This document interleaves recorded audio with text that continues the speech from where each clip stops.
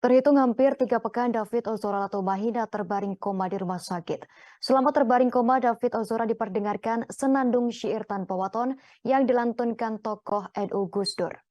Dalam video yang dibagikan sang ayah, David Ozora terlihat sejumlah selang dan peralatan medis masih tertempel di tubuh remaja berusia 17 tahun tersebut. Video itu dibagikan Jonathan Latumahina di akun Twitternya pada Minggu 5 Maret 2023, selesai 3 minggu David Ozora terbaring koma. Siswa SMA Pangudi Luhur Jakarta tersebut terlihat tak berdaya selesai dianiaya oleh anak pegawai pajak Mario Dendi Satrio. Nafas David juga terlihat pelan layaknya orang yang tertidur pulas. Pada video tersebut, suara lembut Gus Dur bersenandung. Syair tanpa waton Gus Dur yang diputar itu menemani David yang masih terbaring koma. Sebagai informasi, syair tanpa waton adalah sebuah syair bernuansa Islami yang menggunakan perpaduan bahasa Jawa dan bahasa Kawi atau Jawa kuno. Diketahui David memilih menjadi mu'alaf sejak 3 tahun lalu, tepatnya di usia 14 tahun.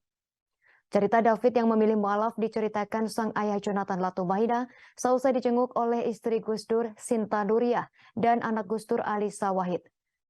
Melalui akun Twitternya pada Senin 27 Februari lalu, Alisa Wahid menceritakan kisah David yang diceritakan oleh sang ayah.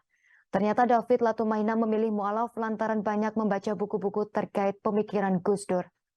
Bahkan David di usianya yang masih 14 tahun pernah pergi sendirian ke makam Gus Dur di Tebu Ireng, Jombang, Jawa Timur untuk berziarah. Alisa pun berjanji apabila David sembuh, keluarga Gus Dur akan membawanya untuk berziarah bersama ke makam Gus Dur. Jonathan Latumahina pun mengunggah video kondisi terbaru sang anak. Tampak David masih dalam kondisi belum sadar. Selain itu terlihat pula beberapa alat bantu masih terpasang di tubuh David seperti alat bantu pernafasan.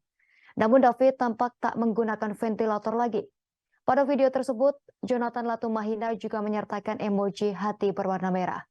Unggahan tersebut pun dikomentari oleh warganet dengan mendoakan agar David segera pulih.